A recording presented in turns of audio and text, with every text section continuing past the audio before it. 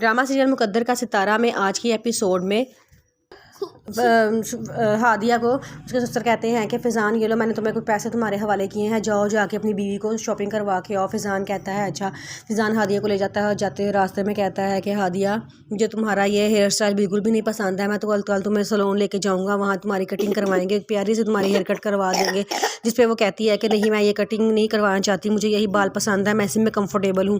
वो कहता है कि देखो, मैं तुम्हारा शोहर हूँ, मुझे जिस तरह की लड़की पसंद है तुम वैसी बन जाओ ताकि हमारे दरमियान ताल्लुकात बेहतर हो जाए। वो कहती है कि मैं किसी की खातिर अपने आप को नहीं बदल सकती, मैं सादी सी लड़की हूँ, मैं सादा ही ज़िंदगी गुजारूंगी, मुझे यही गेटअप अपना पसंद है।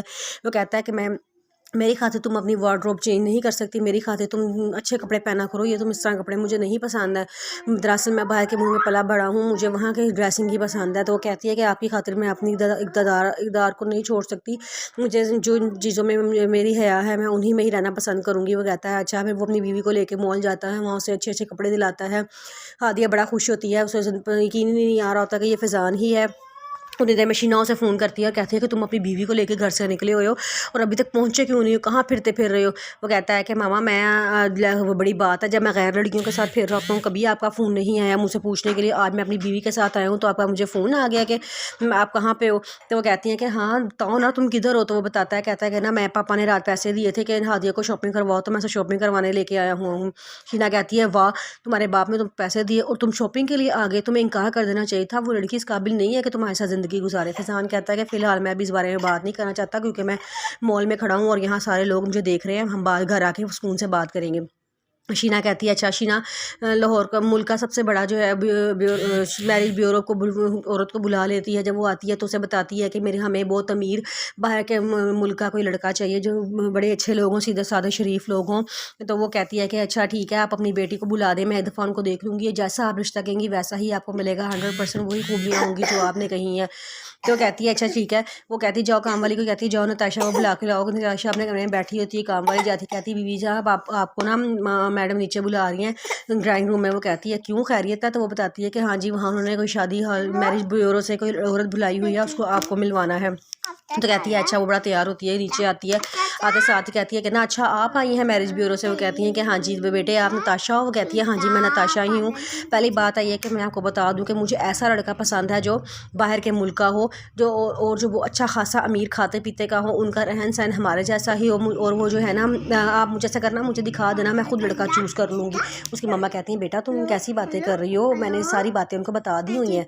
कहती है तो क्या हो गया अगर आपने बता दिया, तो मैं बताऊँगी ना। मेरी बात सुने अम्मी, शादी मेरी हो रही है, आपकी नहीं हो रही। इसे लड़का भी मेरी पसंद का होगा, जो लड़का मैं सेलेक्ट करूँगी उसी से मेरी शादी होगी, आप इसमें ना ही बोले तो बेहतर है। मामा कहती हैं बेटा लड़कियाँ ऐसी बातों में नहीं बोलती, तुम खामोश रहो। वो कहती है कि नहीं मामा, आपका इस्लाम भी हमें इन चीज़ की इजाज़त देता है कि हम अपनी मर्ज़ी से फ़ैसले कर सकते हैं, अपनी शादी के लिए हम खुद लड़का चूज़ कर सकते हैं, इसमें इतनी बड़ी बात नहीं है। और साथ ही वो मेरी ब्यूरो वाली औरत कहती है कि और एक और बात, लड़का खूबसूरत होना चाहिए, हैंडसम, स्मार्ट होना चाहिए, अमीर होना चाहिए, हर खूबी उसके अंदर होनी चाहिए, चाहे वो किसी भी मज़हब से ताल्लुक़ रखे, मुझे कोई इतराज़ नहीं है। इस पर उसकी मम्मा कहती है नताशा ये तुम क्या कह रही हो। वो कहती है हाँ तो मम्मा मैंने क्या गलत बात थोड़ी की है, जिस मर्ज़ी उसका हो, उसका मज़हब उसका, मेरा मज़हब उसका, मुझे कोई इतराज़ नहीं है, उसका जो मर्ज़ी मज़हब हो।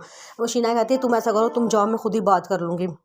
नताशा कहती है ओफो मामा, आप तो पाकिस्तान में आके पाकिस्तान वाले लोगों जैसी बातें करना शुरू कर दी हैं। खैर मैं अपने कमरे में जा रही हूँ, अब और कोई तो काम तो नहीं ना है मुझसे। शीना कहती है नहीं। शीना बड़ा शर्मिंदा होती है, उसे समझ नहीं आता कि वो क्या करे। दूसरी तरफ फ़ायज़ा अपने हॉस्टल में होती है, वहाँ पे वो लड़का जो फ़ायज़ा को पसंद करता था वो फ़ायज़ा के पीछे पड़ा होता है, वो जहाँ जहाँ फ़ायज़ा जाती है वहाँ वहाँ जाता है। फ़ायज़ा अपनी लड़कियों दोस्तों को बताती है कि मेरी मंगनी हो गई है, लड़का बाहर के मुल्क में होता है। तो वो कहती हैं कि अच्छा तुम ना उस लड़के से लाजमी कॉल पे बात करना। अभी वो उस लड़के के बारे में बात कर रही होती हैं तो वो लड़का जो नताशा को पसंद, वो फ़ायज़ा को पसंद करता है, वहाँ से गुजर रहा होता है, पता चलता है कि फ़ायज़ा की मंगनी हो गई है।